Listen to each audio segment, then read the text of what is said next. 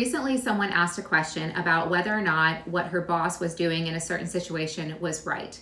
And I would need more information before I share my opinion.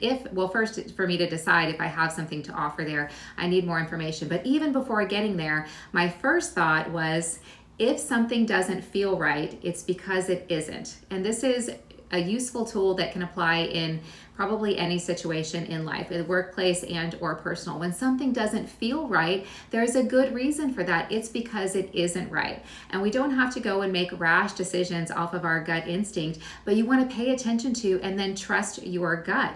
And this has to do with being honest with yourself and learning to really trust yourself and your instincts. And it doesn't mean that you then have to go ahead and act on your instinct right away, but you want to let your gut instinct, your intuition, inform your direction. And so maybe the direction is to get more information.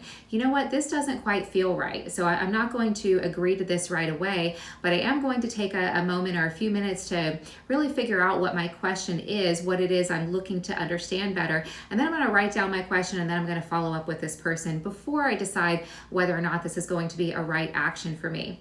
In IO psychology, observational behavior, this is what's called bounded rationality. So yes, first you're going to have your gut instinct, but before you go ahead and take action on your gut instinct, you're just going to let it guide your direction, inform your direction to gather additional information. And which is more rational, whether you're making a logical, rational approach, or are you making a rush decision based off of your gut instinct. Well, you can sort of combine the two and get what's called bounded rationality. Now, it will be bounded because you're not going to have time to go ahead and get all of the information and data out there to make a fully informed decision, most likely in most cases, because what would happen then is either too much time has gone by and the situation has changed, and then it's no longer relevant, and you have to maybe start the process over again.